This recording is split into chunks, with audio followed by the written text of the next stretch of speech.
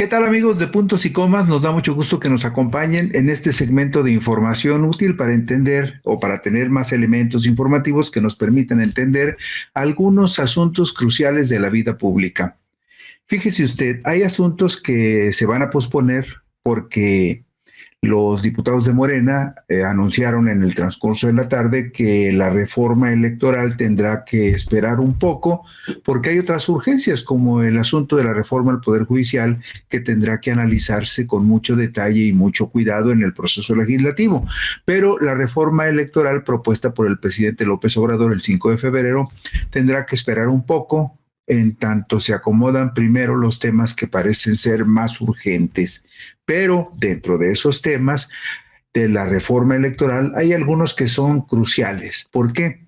Pues porque en un gobierno que se presume de austeridad, en un gobierno que se presume responsable, hay situaciones que deben de corregirse de fondo, muy de fondo para evitar el despilfarro y el abuso con los recursos que los contribuyentes aportan.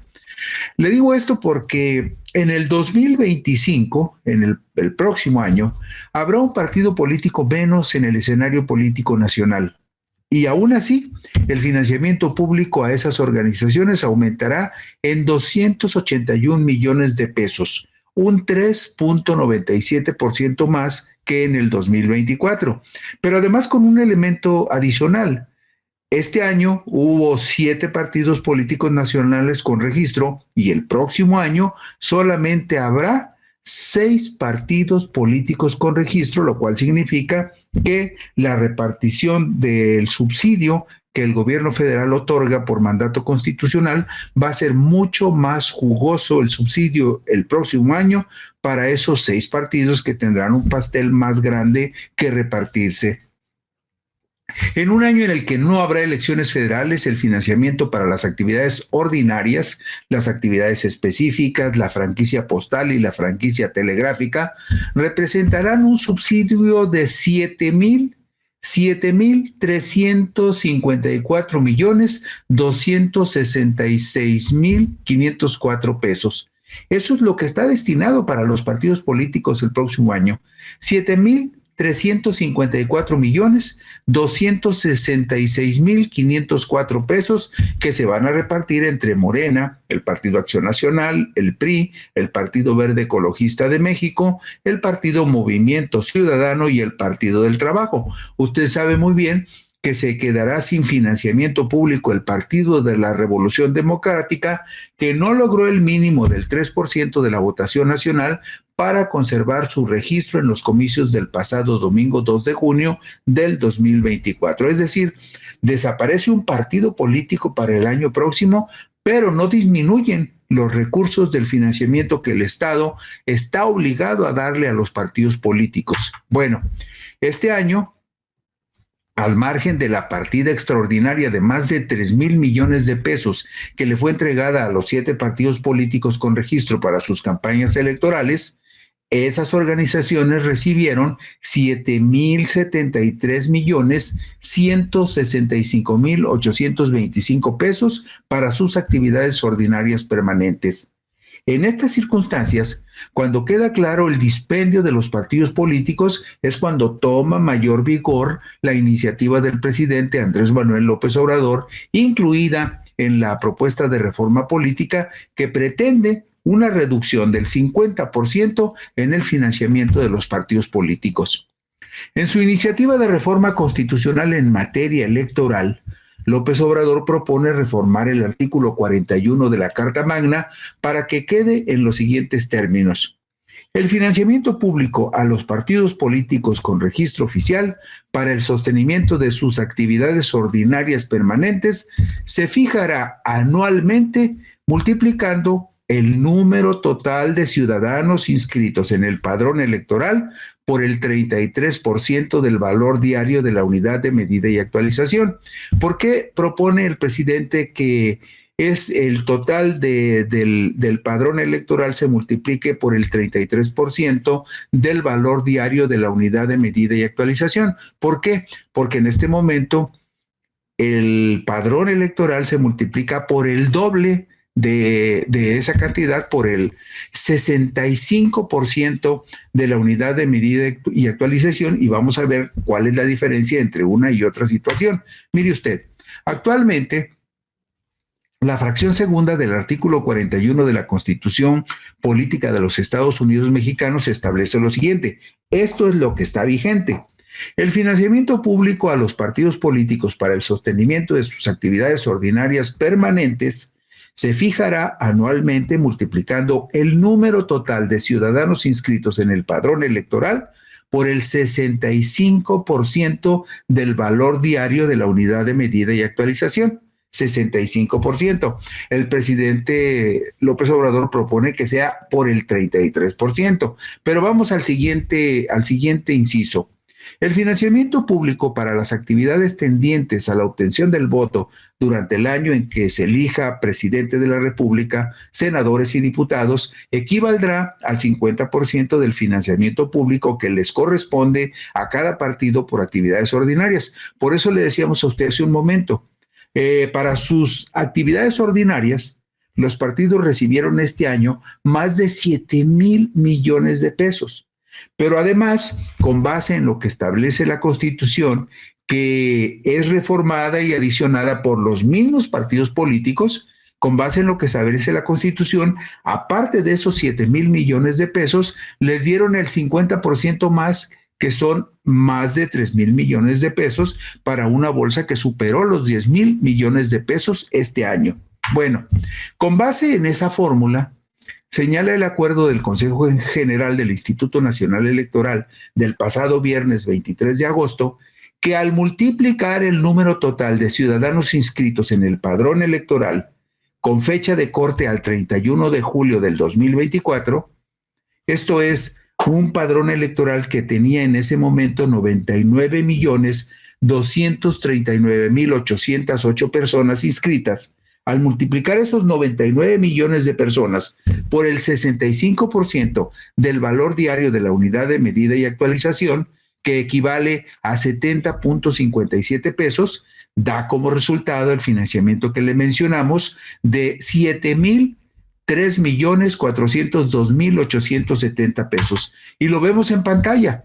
El padrón electoral al 31 de julio era de 99 millones. ¿Por qué el 31 de julio? Porque de acuerdo con lo que establece la ley, es en el mes de julio cuando el Instituto Nacional Electoral empieza a preparar su propuesta de presupuesto de egresos para el siguiente año. ¿Y por qué calcula primero el asunto de los partidos políticos? Bueno, porque esta es una cantidad fija que no se puede modificar porque el porcentaje está establecido en la Constitución.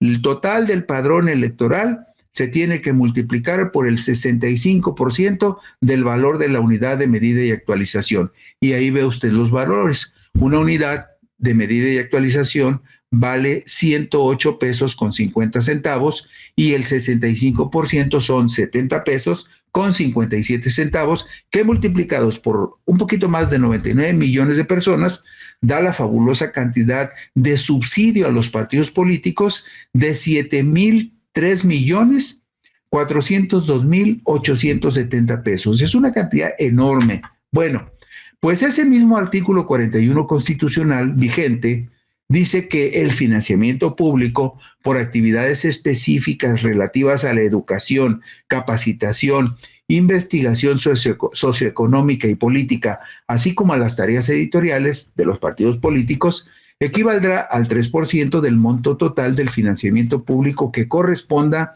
en cada año de actividades ordinarias. Y vemos en la diapositiva número 7 la diferencia. Vea usted, mire, vea el presupuesto correspondiente al 2024 en la parte inferior y vea el presupuesto desglosado para el 2025 en la parte superior. Acá en la parte de abajo, quite simplemente lo que corresponde a gastos de campaña para partidos políticos, que son 3.304 millones, que es una partida extraordinaria que solamente se le da a los partidos políticos cuando hay elección de presidente, de senadores y de diputados federales. Pero también quite usted esos 66 millones de gastos de campaña para candidaturas independientes. Quitados esos 3.000, casi 3.400 millones, lo que queda del presupuesto para el 2004 son la cantidad que le mencionaba hace un momento, los 7,000 millones de pesos, 7,073 millones de pesos, que son los que van a ejercer los partidos políticos este año, y compárelos con los 7,354 millones que van a ejercer el próximo año. Esas cantidades no se pueden mover porque están determinadas por la Constitución, lo que también es un abuso, porque ahí no aplica la austeridad ni aplica ninguna restricción de alguna naturaleza. 7,354 millones van a gastar este año, cuando el año pasado, para actividades ordinarias, solamente gastaron 7,070 millones de pesos. Eso fue lo que gastaron el año pasado. Bueno, pues entonces, como usted podrá observar, la cantidad que se les está dando es fabulosa. 7,003 millones de pesos, más lo que se agrega de las actividades específicas, la franquicia postal y la franquicia telegráfica, son 7,354 millones de pesos contra 7,073 millones que van a gastar este año solamente para actividades ordinarias. 7,073 millones este año y 7,354 millones el año próximo. El acuerdo del Instituto Nacional Electoral, que establece el financiamiento correspondiente a 2025 para los 6 partidos políticos con registro nacional, fue aprobado el pasado 23 de agosto. Y mire usted, con respecto a la fórmula que propone el presidente propone que en lugar de que se multiplique el total del padrón electoral por el 65% de una unidad de medida y actualización, se multiplique solo por el 33%. Hagamos el ejercicio. Lo vemos en la diapositiva número 10.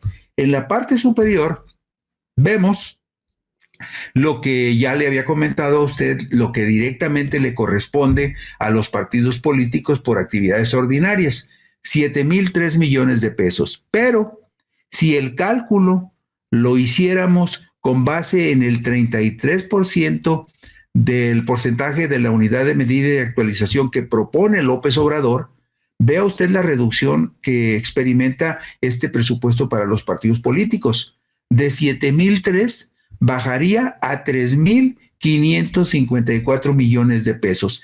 De ese tamaño es el pastel que se reparten los partidos políticos, que desafortunadamente son los que hacen las leyes y los que modifican la Constitución o la van adecuando a sus intereses, a sus caprichos o a sus ambiciones. Pero ahí ve usted la diferencia muy clara.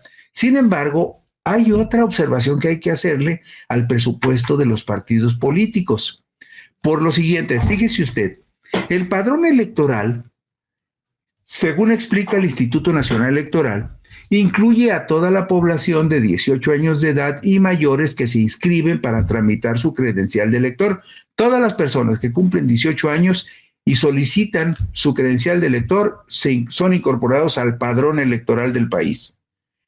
Pero la lista nominal de electores la integran solamente aquellas personas que solicitaron su credencial y van por ella, la recogen y la mantienen vigente. Por eso hay diferencia y por eso el padrón electoral siempre tiene más gente que la lista nominal de electores. Ahí es donde también vemos la trampa de los diputados. No dicen, vamos a hacer el cálculo del presupuesto con base en la lista nominal. No, lo hacen con base en el padrón electoral, vaya o no vaya la gente a recoger su credencial de elector. Pero hay otro detalle que hay que tomar en consideración. Fíjese que en los comicios del pasado domingo 2 de junio, el promedio de votos que se recibieron en las elecciones de presidente de la República, de senadores y de diputados federales fue de 60 millones de sufragios. Es decir, votó en promedio también el 60% de las personas que aparecen en la lista nominal. Es decir, ni remotamente participan en la elección los que están en el padrón electoral, porque de la lista nominal regularmente participa el 60% y lo vamos a ver enseguida. Bueno, pues si en realidad multiplicáramos el 33% de una unidad de medida y actualización, es decir, esos 35 pesos con 82 centavos, solo por esos 60 millones de votos reales que verdaderamente reciben los partidos, eso sería lo más justo. Entonces los partidos políticos sí estarían obligados a trabajar para ganar la simpatía y el respaldo de la gente. Pero lo más importante, esos partidos políticos que en lo general no emocionan ni representan a los ciudadanos, dejarían de ser una carga dispendiosa para los contribuyentes. Y en la última diapositiva, en la número 13, vemos con claridad, si hacemos este ejercicio, de que el porcentaje del 33% de una UMA se multiplica por los votos que verdaderamente son depositados en las urnas, la diferencia es tremenda. Mire, con el 33% multiplicado por el padrón electoral, da más de 3.500 millones de pesos de financiamiento.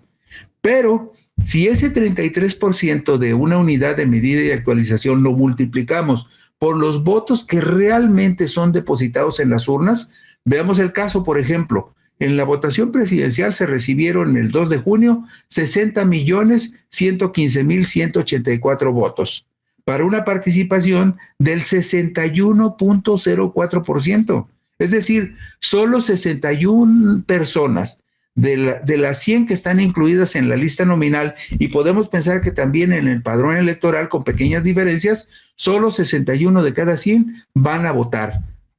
En el caso, por ejemplo, de los senadores de la República, se recibieron 59.391.291 votos, para una participación del 60.95%.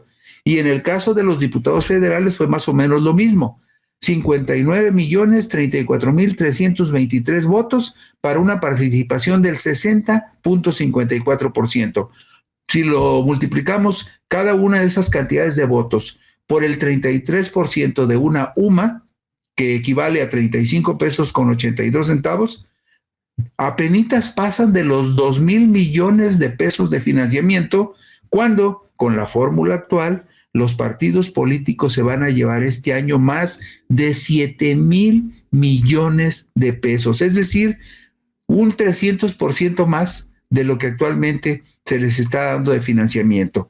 Por eso es muy importante que en la reforma electoral que tendrá que hacer la próxima legislatura se le ponga un límite racional y razonable a los partidos políticos, para que no sean parte del problema y del saqueo que sufre el erario, porque despilfarran muchísimo dinero sin que la mayoría de los mexicanos considere que eso tenga alguna utilidad práctica. Y con eso concluimos hoy Puntos y Comas. Mañana por aquí nos encontraremos. Gracias y buenas noches.